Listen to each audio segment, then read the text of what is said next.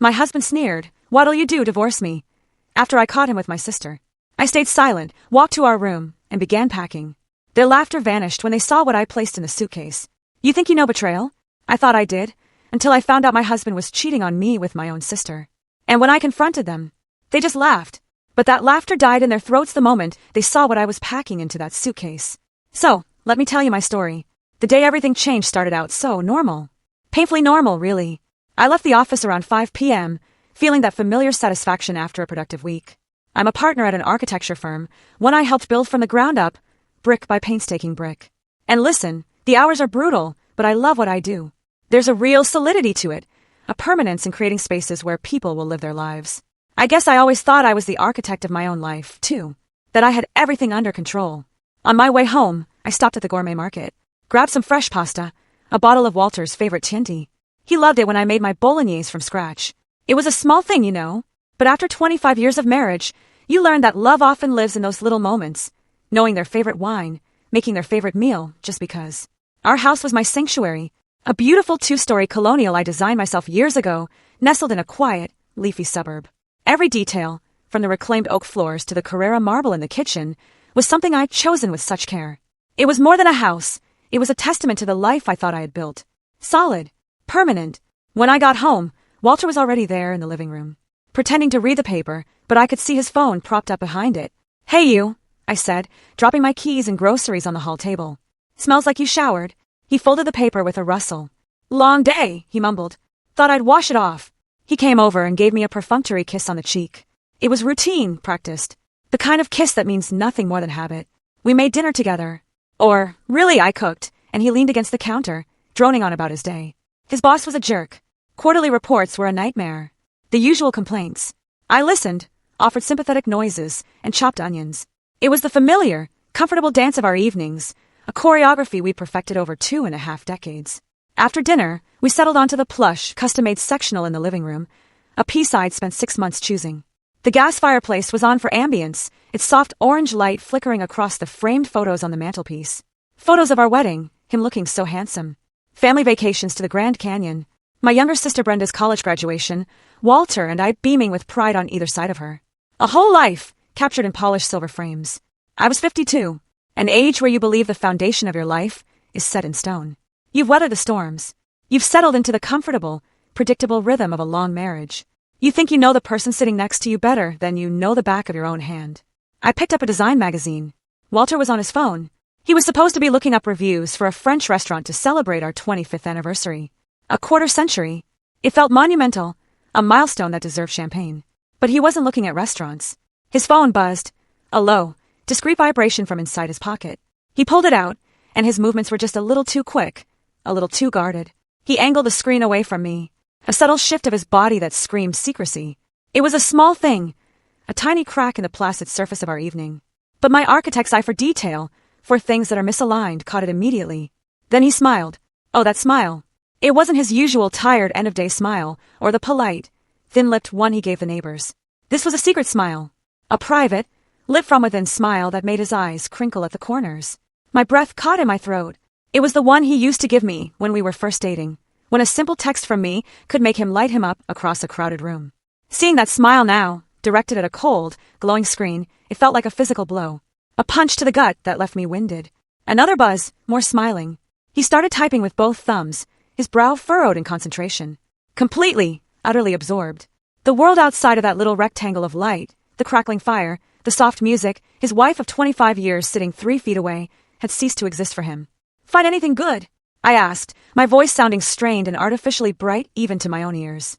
He jumped, startled, as if he'd forgotten I was even in the room. He quickly locked his phone and set it face down on the cushion between us. "Oh, yeah. Just an old buddy from college, Mark. Sent a funny meme about his kid." Something felt profoundly wrong. A cold knot started to form in my stomach. Walter's college friends were my friends, too. Mark always sent funny things to our group chat, not to Walter personally in the middle of the night. But I let it go. You don't detonate a 25-year marriage over a text message. You tell yourself you're being paranoid, that it's your own insecurity talking. You tell yourself to trust him. So I tried. I picked up my magazine, but the elegant blueprints and glossy photos just swam on the page. I couldn't concentrate. All I could see was that smile. That specific, intimate smile that no longer belonged to me. I watched him out of the corner of my eye. This man I had shared a bed with for over 9,000 nights. And for the first time in our life together, he felt like a complete and utter stranger. The silence in the room grew heavy, pregnant with all the things that weren't being said. The peaceful home I had designed to be my sanctuary suddenly felt like a stage set. Fragile. Fake. And I had the terrifying feeling that the curtain was about to come down. The knot in my stomach didn't go away. It stayed there through the night, a cold, hard lump of dread that made sleep impossible. I lay in our bed, listening to the sound of Walter's even breathing beside me, and felt a chasm opening between us. Every time he shifted in his sleep, I flinched. I replayed the scene on the couch over and over in my head, analyzing every detail, every nuance, trying to convince myself I had imagined it, that I had overreacted, but the image of that smile was burned into my mind. The next day, Friday, I tried to bury myself in work. I went to the office, sat in meetings about load-bearing walls and zoning variances. I went through the motions of my normal, structured life. But it was like watching a movie of someone else's day. The little voice in the back of my head kept whispering, kept replaying that secret smile. I told myself I was being ridiculous. I was a grown woman, a partner in a successful firm, not some hysterical, insecure teenager. But the feeling wouldn't go away. That evening, the fragile piece I had tried to reconstruct was shattered for good. The evening started with a tense, almost suffocating normalcy. I suggested we order takeout, not having the energy to cook. Walter readily agreed, maybe a little too quickly. He seemed eager to keep things simple, to avoid any real conversation. We ate in front of the TV, watching some mindless sitcom, the canned laughter filling the space where our own conversation should have been. After dinner, I was in the kitchen rinsing the plates. Walter was leaning against the counter, scrolling through his phone again. Same posture, same intense focus. I tried to ignore it. I told myself it didn't mean anything. Then his phone buzzed. A loud, clear notification sound this time. He'd left the volume on. He set it face down on the granite countertop, the screen dark, and said, "I'm going to grab that bottle of red from the pantry, the good stuff." He walked out of the kitchen. And in that moment, the universe, or fate, or whatever you want to call it, gave me a choice. I could respect his privacy. I could turn back to my bubbling sink of soapy water, dry the plates, and live with the gnawing, corrosive uncertainty for the rest of my life. Or I could know. I stood there for a long 10 seconds, my heart hammering against my ribs. I could hear him rustling around in the pantry, humming a little tune. The sound was so normal, so domestic. It made the situation feel even more surreal. "Just turn it over, Audrey," the voice in my head urged. "You have to know." My hand trembled as I reached for the phone. It felt heavy, like it contained the weight of my entire future. The glass was cool and smooth against my skin. I took a deep, shuddering breath and flipped it over. The screen lit up, and there it was. A notification preview from a text message, clear as day. My brain registered the words before it could process the horror. "Can't stop thinking about last night. You were amazing." For a split second, my mind reeled, trying to make sense of it. An affair? He was having an affair?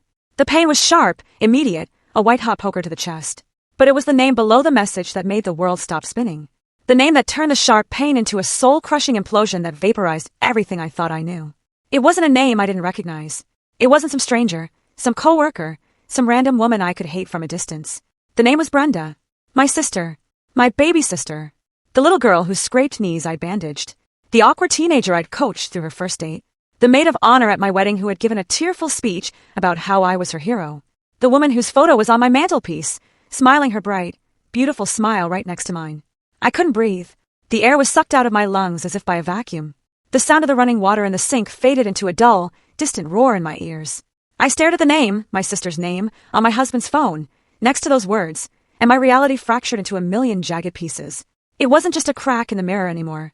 The mirror had been smashed to dust, and the reflection staring back at me was a woman I no longer recognized, living a life that was a complete and utter lie. I heard the pantry door open. I heard Walter walking back towards me, the bottle of wine clinking against the corkscrew in his hand. He was still humming that little tune, completely, utterly oblivious. And I just stood there, frozen, holding the evidence of their unimaginable betrayal in my hand, the heat from the phone burning like a brand against my palm. Time seemed to slow down to a thick, syrupy crawl. I could feel the cold of the granite countertop seeping into my fingertips, where I gripped the edge for support, the only thing keeping me upright. Walter stopped humming when he saw my face. The casual smile dropped from his lips. "Audrey, what is it? You look like you've seen a ghost." I tried to speak, but no sound came out. My throat had closed up. I just turned the phone around, my hand shaking so violently the screen seemed to vibrate, and held it out for him to see.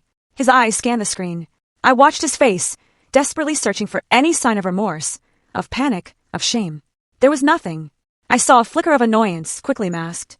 He looked like a teenager who'd been caught breaking curfew, not a man who had just dynamited his 25-year marriage. He let out a long, theatrical sigh. Look, it's not what you think. The sheer insulting weakness of that cliché, the most pathetic line in the cheater's handbook, finally broke my paralysis. Not what I think. My voice was a choked, ragged whisper I barely recognized as my own. It says Brenda. My Brenda. And it says, you were amazing last night. Each word was a shard of glass I had to force out of my throat. He had the audacity to look bored, put upon. He gently took the phone from my trembling hand and slipped it into his pocket, as if hiding the evidence would make it disappear. You're overreacting. You're being dramatic. Dramatic, I whispered. Just then, the back door clicked open, and in walked Brenda. She was carrying a bag from a local bakery, a bright, cheerful smile on her face. Hey, I was in the neighborhood and thought I'd bring dessert. They have that lemon tart you love, Audie. She used my childhood nickname, and the sound of it on her lips now was a desecration. Her smile faltered as she took in the scene. She looked from my ashen face to Walter's tense posture. A quick, calculating glance between the two of them. And in that single, fleeting glance I saw everything. There was no surprise, no confusion, just recognition. She knew. Of course she knew. She wasn't an innocent party caught in the crossfire. She was the other combatant. I looked at my little sister. The woman whose secrets I had kept, whose tears I had dried, whose life I had celebrated as if it were my own. Brenda, I whispered, the name tasting like ash and poison in my mouth. She didn't even try to deny it. She leaned against the doorframe, setting the bag with the tart on the floor. A slow, smug little smirk played on her lips. She looked at Walter, and he looked at her, and a silent, triumphant conversation passed between them. And then it happened. The thing that broke me. The thing that killed the last shred of hope in my heart. Walter started to laugh. It wasn't a small, nervous chuckle. It was a full, deep-bellied laugh. A laugh of pure, unadulterated mockery. Of relief that the secret was finally out. Brenda joined in, a high, tinkling laugh that sounded like breaking glass. They stood there in my kitchen, my husband and my sister laughing. Laughing at my pain. Laughing at the utter destruction of my world. The sound echoed off my pristine marble countertops, a grotesque symphony of their shared betrayal. The blood drained from my face.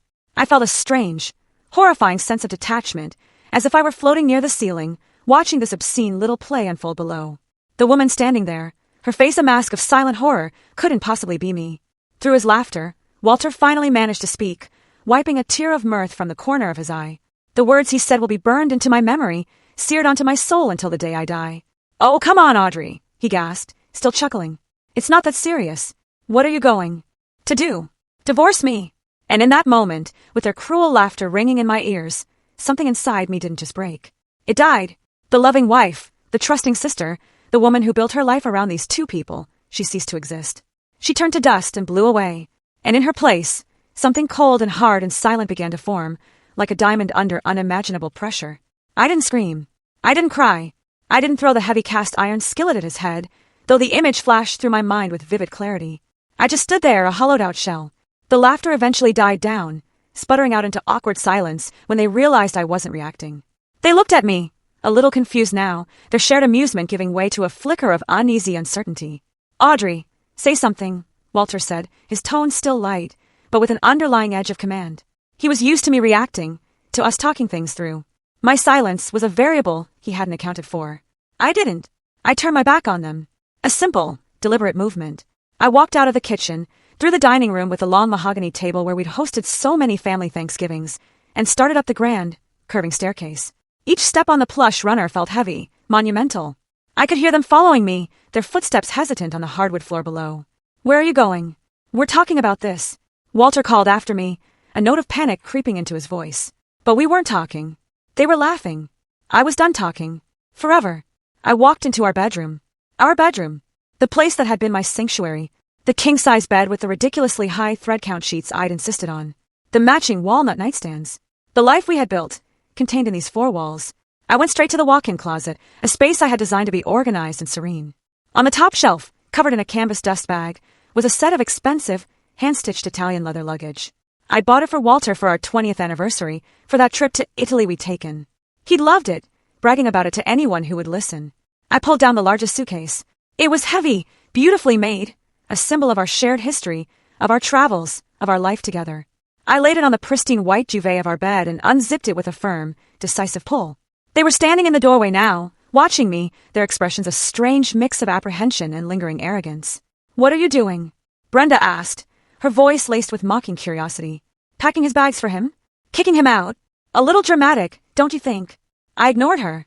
I walked over to my side of the closet. My clothes hung in neat, orderly rows, organized by color and season. My silk blouses, my work suits, the beautiful cocktail dress I wore for date nights that had apparently been a complete and utter lie.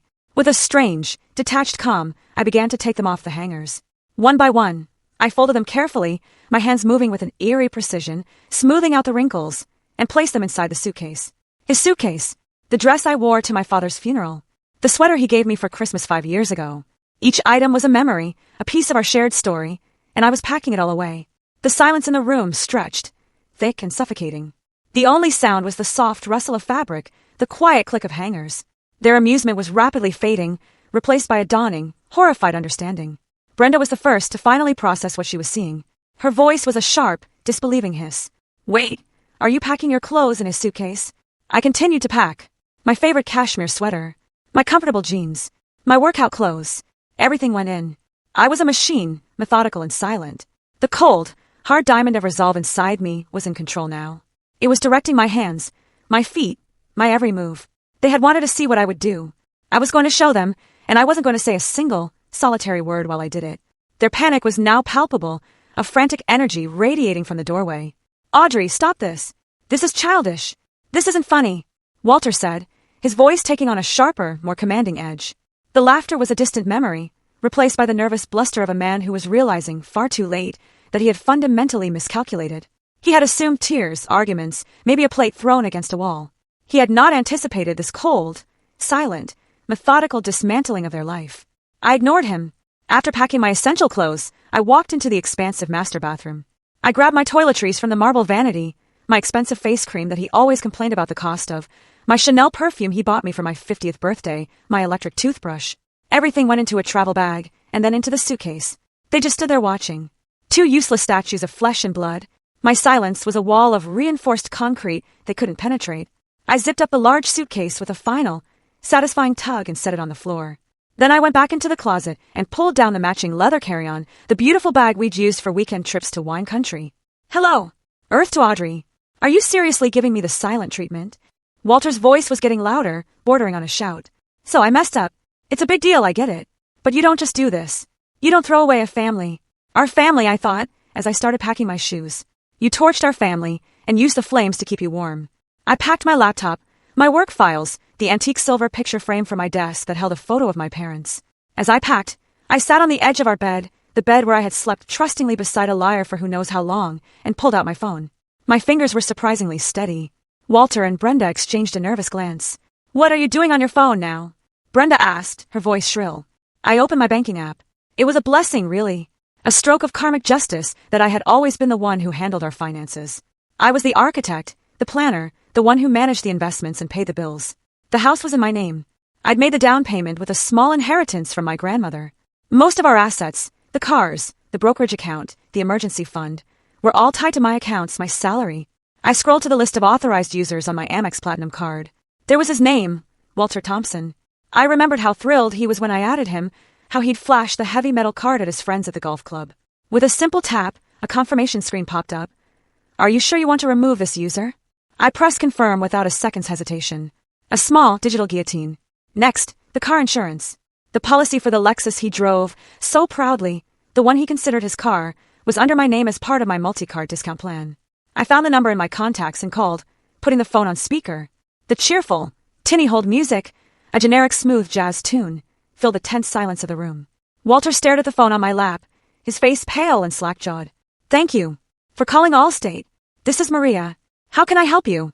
Hello, Maria, I said, my voice even and calm, a stranger's voice. I'd like to make a change to my policy. My policy number is 9-2-4-7. I gave her the details. The Lexus and the primary driver to be removed, Walter Thompson. Audrey, you can't do that, he sputtered, finally rushing forward. I need that car for work, for my clients. Ma'am, the change will be effective immediately, the agent chirped on the other end, oblivious. The vehicle and driver have been removed. Is there anything else I can help you with today? No, thank you, Maria. You've been very helpful, I said and hung up. I looked up at him. His face was a mask of disbelief and impotent fury. You canceled my insurance. I didn't answer. I just went back to my phone, opened the app for our mobile carrier, and with a few more taps, began the process of removing his line from my family plan. His phone would be disconnected by the next billing cycle. One by one, I was cutting the cords that tied him to my life, and more importantly, to my finances. I changed the password to our Amazon Prime account. I changed the password to Netflix.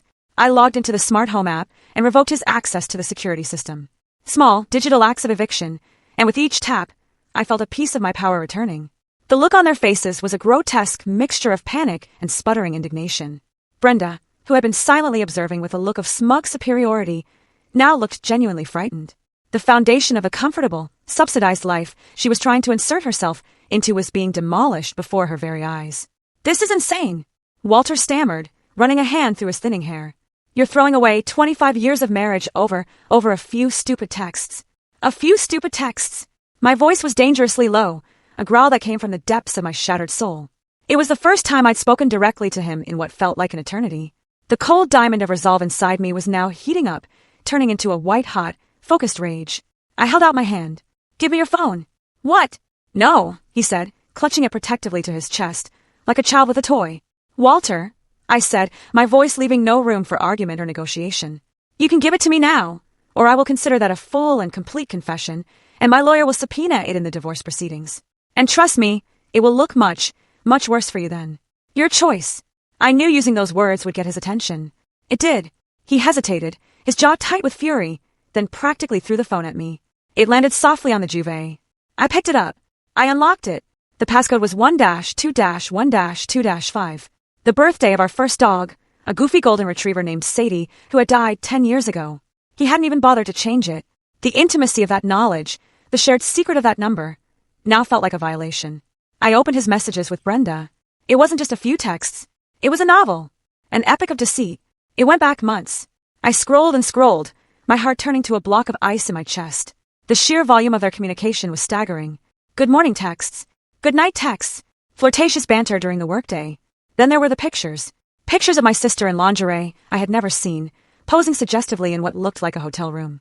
Pictures that made me physically ill. There were inside jokes, cruel nicknames for me. While comments about my work, my friends, my body. They had built a whole secret world, and the foundation of that world was their shared contempt for me. Then I found it. The thread from last month. Walter had told me he was going on a business trip, a sales conference in Florida. I had helped him pack. I had driven him to the airport at 5 a.m. I had texted him every night, telling him I missed him. It was all a lie. The messages laid it out in sickening, pornographic detail. It was a romantic getaway with Brenda. She had flown down to meet him. They'd stayed at the St. Regis, a 5-star luxury beach resort. And the worst part, the final soul-crushing blow? I found the email confirmation he had forwarded to her, the one with the final bill. It had been paid for with my American Express card, the one I had just canceled. The trip had cost over $8,000. My hands were shaking now, not from weakness, but from pure, unadulterated fury. I looked up from the screen, my eyes locking onto theirs. They both looked away, unable to meet my gaze. I decided to read one of the messages out loud, my voice dripping with venom. "Brenda, does she suspect anything? Worried she'll check the credit card statement?" I paused, letting the words hang in the air like toxic smoke. "Walter, not a clue. She's too busy managing her little empire to notice me. Besides, she thinks my promotion is coming through, so she won't question any expenses right now. She's predictable. My little empire, the business I had built from the ground up with sleepless nights and weekends sacrificed at the altar of its success.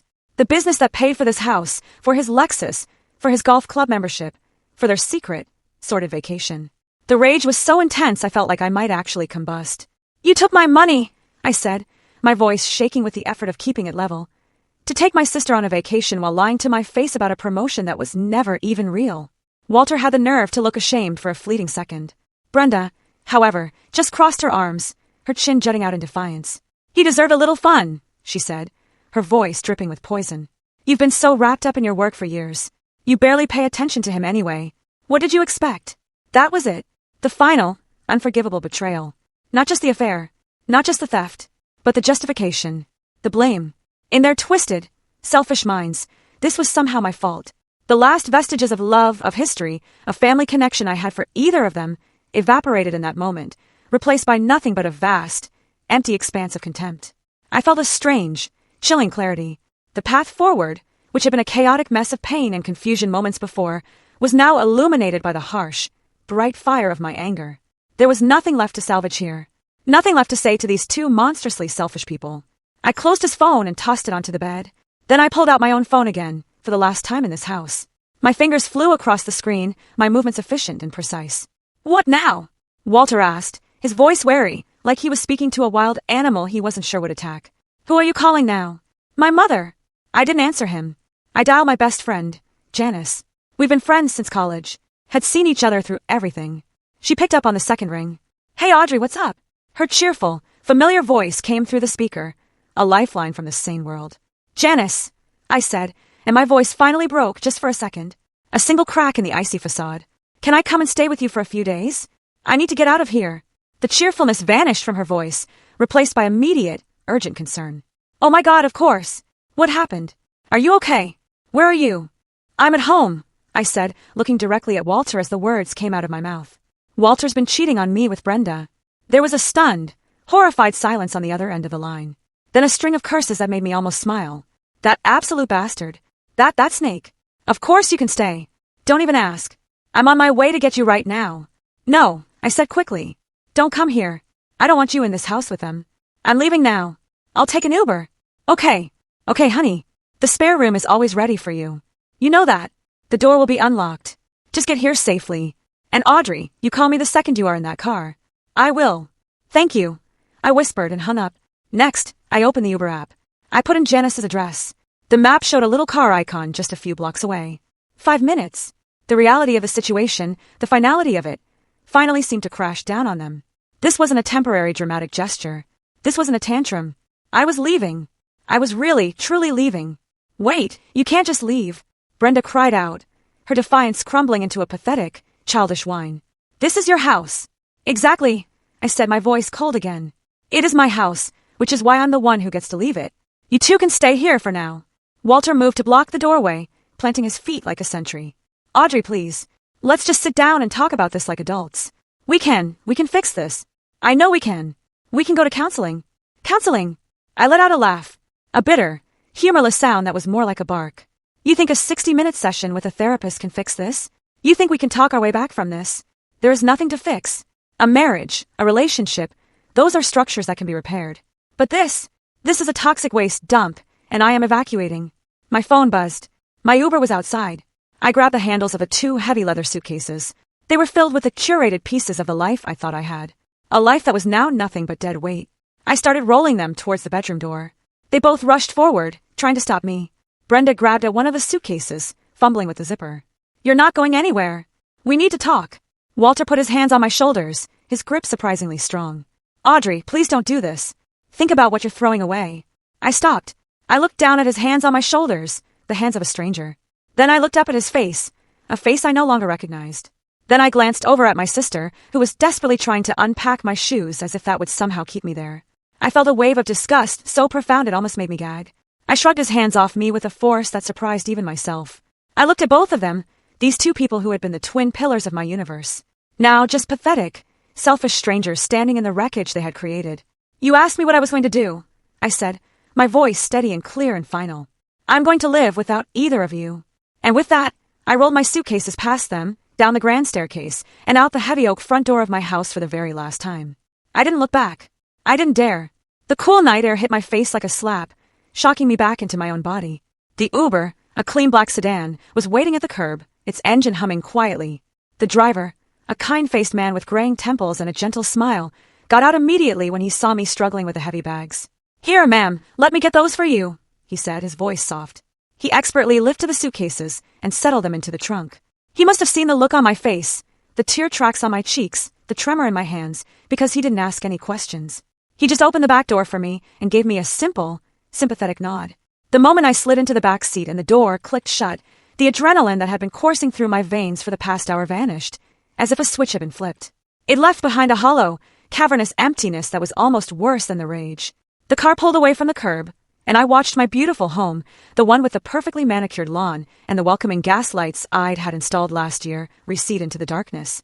My home, my sanctuary, and they were still in it. The thought was a physical violation. Then my phone, which I was still clutching in a white-knuckled grip, started to blow up. First, it was Walter. The screen lit up with his name and photo. A picture of us in Napa, smiling a lifetime ago.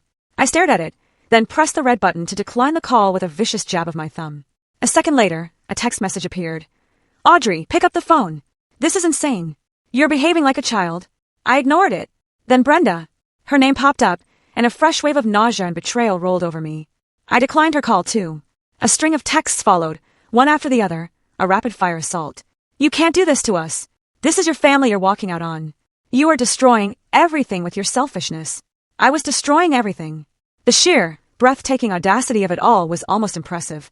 The phone kept buzzing, vibrating against my leg, a relentless electronic tether to the two people I now despised more than anyone on earth. It felt like they were trying to pull me back, to drag me back into the toxicity and the lies through that little glowing device. Walter called again. This time, a voicemail notification popped up. Then Brenda. Then Walter again. I watched the screen light up with their names, flashing in the dark car like warning signals. With 2 decisive taps, I found their contacts, and I blocked them. The buzzing stopped. The silence in the car was suddenly deafening, broken only by the soft hum of the tires on the asphalt. And in that quiet, as the familiar streetlights of my neighborhood blurred past the window, it finally hit me. The full, crushing, tectonic weight of it all. 25 years of marriage. 50 years of sisterhood. Gone. Vaporized in a single night of cruel laughter and breathtaking betrayal.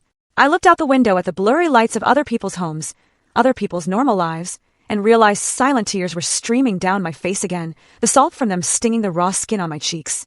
I wasn't sobbing. It was a quiet, hopeless kind of weeping for a life that was now over, for a future that had been stolen from me.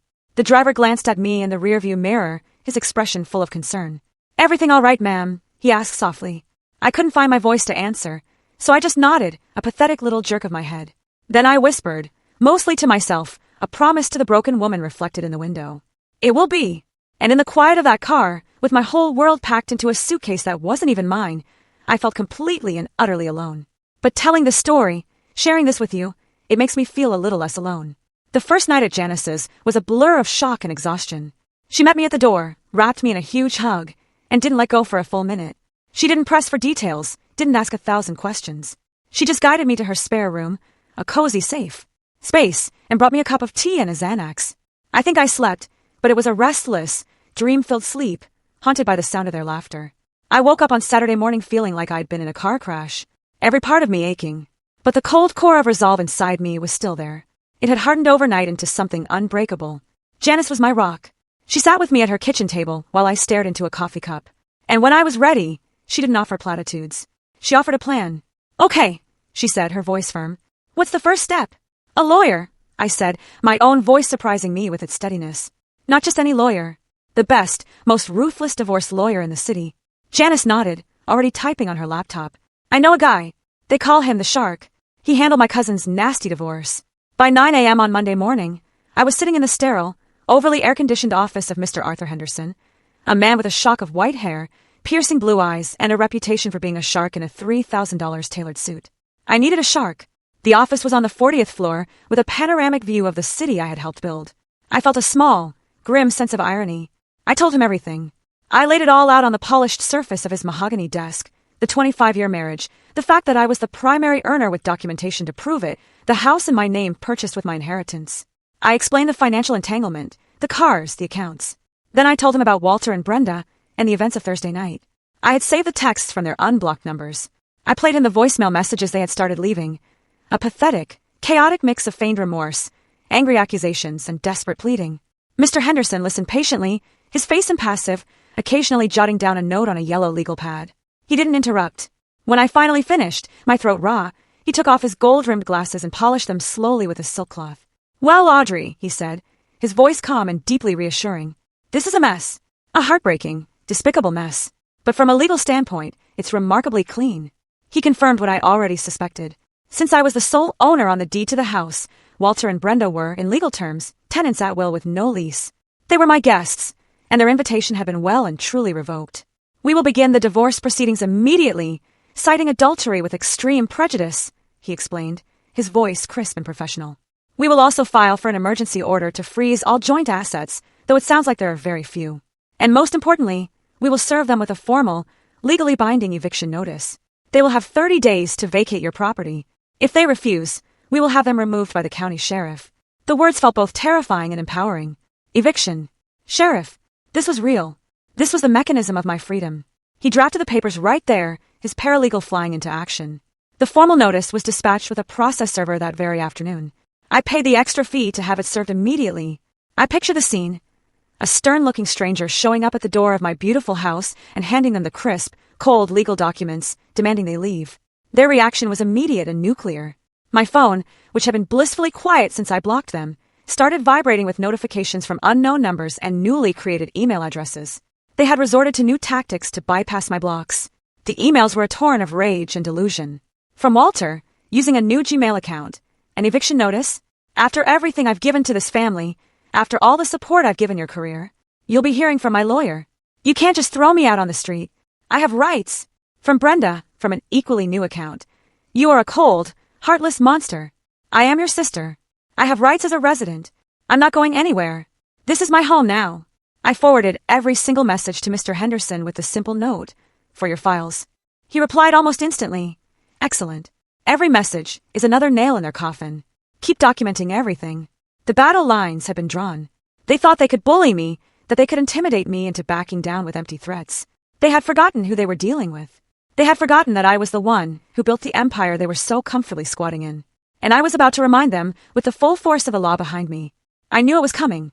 I had been dreading it more than the confrontation with Walter and Brenda, more than the meeting with the lawyer. The phone call. It came on a Saturday morning, a week after I'd left. I was at Janice's kitchen table, sketching designs for a new project on a notepad, trying to find some semblance of normalcy in the meticulous, ordered world of lines and angles. The phone rang, and the caller ID showed a number I knew as well as my own. Mom. My hand hovered over the phone. A part of me, the wounded child part, wanted to just let it ring, to retreat back into the safe cocoon of silence I was building around my shattered heart. But the architect in me, the part that confronts problems head-on, knew I couldn't. I had to face this. I took a deep, fortifying breath and answered. Hello, Mom. Audrey. Thank God. Her voice was frantic, breathless with a manufactured drama I knew all too well. I've been calling and calling. Brenda finally told me what happened. She said you had some sort of breakdown, some horrible misunderstanding, and you kicked them out of the house. A breakdown. A misunderstanding. That was the story they were spinning, of course. It painted me as the unstable one, them as the victims. It was masterful in its cruelty. That's not what happened, Mom, I said, my voice tired, devoid of the energy needed for this fight. Audrey, how could you do this? She barreled on, not listening, her words a tidal wave of guilt. He's your husband for 25 years. And Brenda, my God, Audrey, she is your sister, your baby sister. She called me sobbing, said she has nowhere to go. You can't just throw your own sister out on the street. The injustice of it all was like a physical blow. The fact that her first concern was for the perpetrator, not the victim. Mom, I said, my voice getting colder. Did they tell you why I left? Did they tell you that I found them together? That they've been having an affair for months behind my back, in my house, spending my money? There was a pause, a short, telling silence. I could hear her taking a shaky breath. Well, she finally said, her voice softer, but still laced with reproach. Brenda said it was a mistake. A terrible, terrible mistake. She feels awful. People make mistakes, Audrey. Good people. Family is supposed to forgive. You can't just throw away a 25-year marriage and your relationship with your sister over one mistake. One mistake. I repeated, my voice dangerously quiet. Mom, it was not one mistake. It was hundreds of mistakes, hundreds of lies, every single day. And when I confronted them, they laughed in my face. They stood in my kitchen and they laughed. Brenda is very fragile right now, my mother continued, her voice taking on a whiny, pleading tone I despised. She's always looked up to you, and Walter is your husband. For better or for worse, remember your vows. You owe it to your family, to your father's memory, to try and work this out. That was the word that did it. Oh, I owe them, I said, the last bit of hope I had for her support, for her motherly protection, dying in my heart. I owe them nothing. I have given them everything for years. I paid for Brenda's graduate school application fees. I gave Walter a no-interest loan to start his failed consulting business. I paid for their secret vacation. What I owe is to myself. I owe it to myself to not be a doormat, to not be a fool, and to not allow my home to be a brothel for my husband and my sister. They have 30 days to find a new place to live. That's more generosity than they deserve. I could hear her starting to cry on the other end. The wet, gulping sobs of someone who isn't getting their way. You're tearing this family apart, Audrey. You're being so selfish. No, Mom, I said. I'm not. They already did that. I'm just cleaning up the mess. I ended the call. I sat there in the silence of Janice's sunny kitchen, the notepad with my beautiful, orderly designs mocking me from the table. I realized with a profound and painful clarity that I hadn't just lost a husband and a sister. In a way, I had lost my mother too. Her loyalty, I now saw, was not to her children, but to the fragile, idealized image of a perfect family she wanted to project to the world. And I had just smashed that image to pieces. I was truly, completely on my own. The next 2 weeks were a strange, surreal limbo. I lived at Janice's, working remotely and trying to create a new routine. Janice was a saint, giving me space when I needed it and forcing me to eat when I forgot. The days were a blur of legal emails, work calls, and long, aimless walks. The nights were the hardest, filled with a suffocating loneliness. Meanwhile, Walter and Brenda's desperation campaign escalated. Having failed to break me with emotional blackmail from my mother, they resorted to a campaign of petty, infuriating harassment. It started with the finances. I got another fraud alert, this time from my brokerage account. Someone had tried to log in and initiate a wire transfer. The security protocols I had put in place with my financial advisor held, and the attempt was blocked. I knew it was Walter. He was testing the fences, looking for a weak spot. Then came the social media smear campaign. Brenda, who had always been obsessed with her online image, posted a long, rambling, tear-stained story on Facebook. She was clever. She didn't mention the affair, of course. She painted a picture of a concerned, heartbroken sister, worried about her older sister's sudden and alarming mental instability.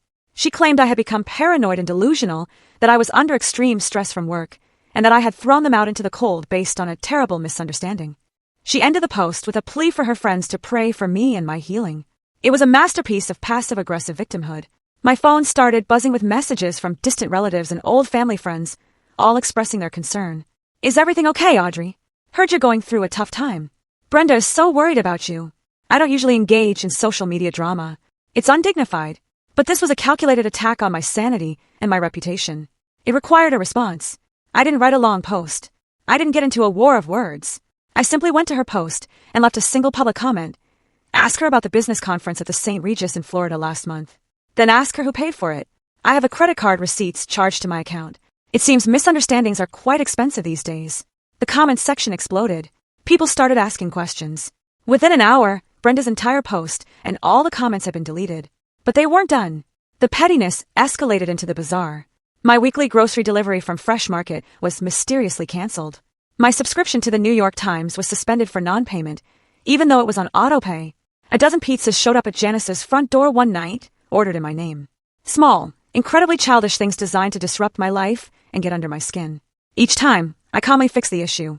I called the credit card company and disputed the charge for the pizzas.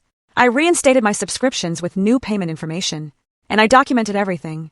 Every canceled subscription. Every fraudulent pizza order. Every manipulative social media post. I created a folder in my email and sent a summary to Mr. Henderson every evening. His replies were always brief and encouraging. "This is excellent. They are building our case for us." They thought they were harassing me into submission. What they were actually doing was methodically documenting their own instability and malice.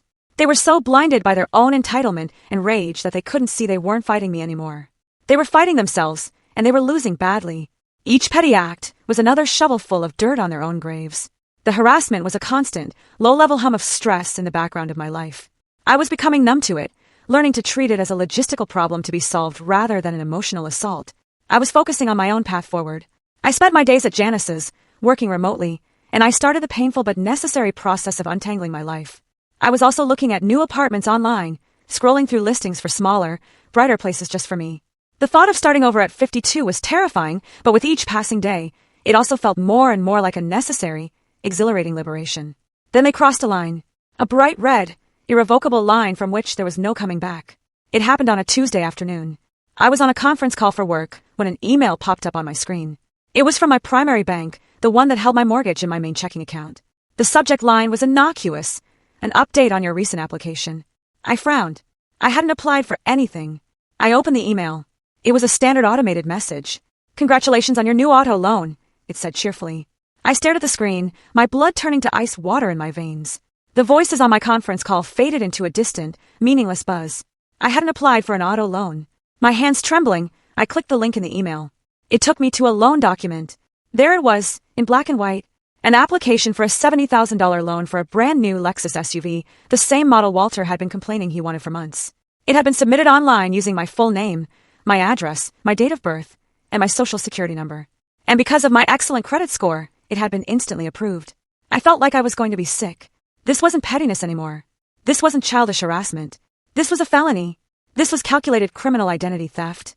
They were trying to saddle me with crippling debt, to ruin the financial stability I had worked my entire life to build. I excused myself from the conference call, my voice a strained whisper. I immediately called the bank's fraud department. The woman on the other end, a comm professional named Linda, listened patiently as I frantically explained the situation, my voice shaking with a mixture of rage and fear. "Yes, ma'am, I see the application here," she said after a few moments of typing. "It was submitted this morning from an IP address linked to your home Wi-Fi network in Northwood." Of course it was. They had used my own internet service, the one I paid for, to commit a federal crime against me. The audacity was simply unbelievable. Linda immediately froze the loan and opened a high-priority investigation. But I knew I couldn't stop there. This was no longer just a messy, painful divorce. This had escalated into something far more dangerous. With a heavy heart and a sense of grim finality, I did something I never in my wildest nightmares thought I would do. I picked up the phone and called the police department. I asked to file a formal report for identity theft and attempted grand larceny against my husband, Walter Thompson, and my sister, Brenda Clark. I had to drive to the local precinct. I sat in a sterile, uncomfortable plastic chair under flickering fluorescent lights and recounted the entire sordid story to a tired-looking Detective Miller. I had to give him my social security number, my date of birth, all the intimate details of my life that they had stolen and twisted for their own gain. I showed him the emails, the eviction notice, the loan application. Detective Miller was surprisingly kind, his eyes full of a weary sympathy. "Ma'am," he said when I was done, leaning back in his squeaky chair. "You did the right thing. We see this kind of thing, coercive control, financial abuse, more than you think in contentious separations. They've given us a very clear motive and a digital trail to follow. We'll open an investigation immediately." When I walked out of the police station into the late afternoon sun, I didn't feel triumphant. I just felt empty and incredibly sad. They had been so consumed by their greed and their pathological desire to hurt me that they had been willing to risk their own freedom. They had forced my hand, and now the consequences would be out of my control. The family drama had now become a police matter, and I knew with a chilling certainty that this was the beginning of the end. The final days leading up to the eviction deadline were filled with a tense, ominous silence. The harassing emails stopped. The unknown numbers stopped calling. It was the calm before the storm, a dead, heavy quiet that was more unsettling than their noise had been. I spent the time in a flurry of activity, finalizing the lease on a new apartment and arranging for movers, trying to focus on the future instead of the impending confrontation. The 30th day arrived. It was a gray, overcast Friday morning, the sky threatening rain. Mr. Henderson had arranged for me to meet him at the house at 10 a.m. to formally retake possession. He had been adamant. "Do not go alone, Audrey. I will be there, and I have already coordinated with the local sheriff's department. 2 deputies will meet us there as a civil standby." When I pulled up to my own street, a street I had lived on for 15 years, my heart was pounding a frantic, painful rhythm against my ribs. I saw Mr. Henderson's black Mercedes parked behind 2 official-looking sheriff's department vehicles. He was waiting for me on the sidewalk, his face grim, a leather briefcase in his hand. "They're still inside," he said quietly as I walked up. They refused to answer the door for the deputies. My stomach churned with a mixture of fear and anger. I had hoped, foolishly, that they would just be gone, that they would have packed their things and slunk away in the night, leaving me to pick up the pieces in peace. Of course, they wouldn't make it that easy. The 2 sheriff's deputies were professional and firm. They were large men, and their presence was both intimidating and deeply reassuring. The senior deputy knocked on the heavy oak door one last time, his knuckles making a loud, authoritative sound. "Sheriff's Department. Open the door." Silence. "All right," he said, turning to his partner. He used a tool to bypass the lock, and the door swung open with a soft click. "Ma'am, Mr. Henderson, please stay behind us." We stepped inside. The stench hit me first. A vile combination of stale cigarette smoke, rotting garbage, and cheap air freshener. The house, my beautiful, immaculate house, was destroyed. The pristine oak floors were scuffed and stained. Garbage was everywhere. Greasy pizza boxes, empty wine bottles, overflowing trash bags piled in the corners. My beautiful silk curtains had been torn from the rods. The plush gray sectional couch had a long, deliberate slash across the cushions, its white stuffing spilling out like intestines. The framed photos on the mantelpiece had been shattered, the glass crunching under our feet as we walked. My life in silver frames, smashed to bits. And on the living room wall, right above the fireplace, scrawled in what looked like bright red lipstick, were the words, "Money-loving witch." I felt a wave of dizziness and leaned against the doorframe for support. This wasn't just a mess. This was malice. This was a deliberate, hateful act of desecration. We found them in the master bedroom, sitting on the edge of the bare mattress, which was also stained. They were surrounded by a few hastily packed bags. They looked pathetic, defeated, Their once beautiful clothes were rumpled, their faces pale and drawn. The arrogance was gone, replaced by a sullen, childish resentment. "You need to vacate the premises immediately," the senior deputy said, his voice booming in the trashed room. Walter just stared at the floor, refusing to look at me. But Brenda, my sister, looked up, her eyes filled with a venomous, unadulterated hatred. "I hope you're happy, Audrey," she spat, her voice cracking. "You've destroyed everything." "I didn't destroy anything, Brenda," I said, my voice shaking but clear. "I just turned on the lights." Just as the deputies were preparing to escort them out, there was a knock on the open front door. 2 new figures appeared in the hallway. They were dressed in plain clothes, a man and a woman, and they held up badges and leather wallets. "Detectives," the man said, his eyes scanning the room. "We're here to speak with Walter Thompson and Brenda Clark." A new kind of fear, cold and sharp and utterly different from the fear of eviction, flashed across Walter's and Brenda's faces. This wasn't about the house anymore. The lead detective, who I recognized as Detective Miller from the precinct, turned to them. "We have a warrant to search the premises and seize any electronic devices. This is in relation to an ongoing investigation into felony identity theft and bank fraud." Brenda started to cry, a high, wailing, theatrical sound. Walter just sagged, as if all the bones had been removed from his body. He looked 20 years older. The detectives read them their Miranda rights, the familiar words from 1,000 TV shows now a chilling reality in my own bedroom. They placed my husband and my sister in handcuffs. As they were led out of the house, past the wreckage of the life we had once shared, Walter finally looked at me. There was no anger in his eyes, just a hollow, empty despair. He knew it was over. All of it. I stood there in the middle of my ruined home and watched them being placed into the back of separate, unmarked police cars. I didn't feel happy. I didn't feel victorious. I just felt an overwhelming, profound sense of quiet, blessed relief. The storm had finally passed. The house was a wreck, but it was my wreck, and it was finally quiet. The months that followed were a painful, methodical process of cleaning up. There was the physical cleanup, which required a professional crew who specialized in biohazards and property damage. It took weeks. There was the legal cleanup, which involved endless meetings with Mr. Henderson, insurance adjusters, and the district attorney's office. And then there was the emotional cleanup, the hardest part of all, which is still ongoing. The legal case against them was a slam dunk. The detectives found the loan applications and a host of other incriminating evidence on Walter's laptop, which had been seized from my bedroom. Faced with irrefutable digital evidence, both he and Brenda took a plea deal to avoid a longer, more public trial. They avoided prison time, a fact that initially angered me, but Mr. Henderson helped me see it differently. "A trial would have been a circus, Audrey," he'd said. "This is cleaner, and the consequences are still severe." He was right. They were each sentenced to 5 years of probation, ordered to pay restitution for the damages to the house, and had to complete 500 hours of community service. They both now had felony criminal records. Their professional and personal lives were in ruins. Walter was fired from his job. Brenda's nursing license was put under review. They had become pariahs. The divorce was finalized quickly and quietly thanks to their criminal actions and the mountain of evidence of adultery and financial abuse. Walter got nothing. The house, the savings, the investments, my 401k, my pension, they were all protected as my premarital assets and personal earnings. He walked away with his clothes, his debt, and his criminal record.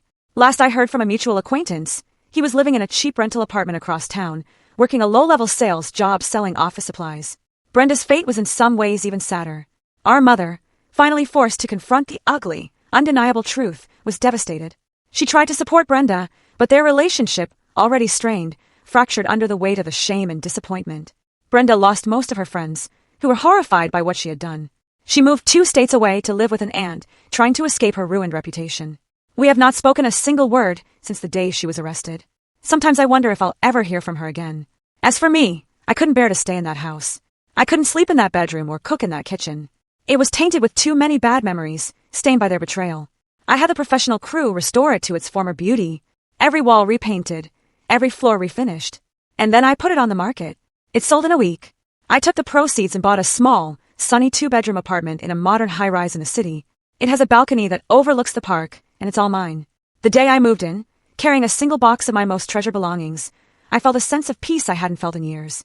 I spent weeks decorating it, not with things to impress others, but with things that made me happy. I bought a ridiculously comfortable velvet armchair. I started an indoor herb garden. I enrolled in a pottery class, something I'd always wanted to do.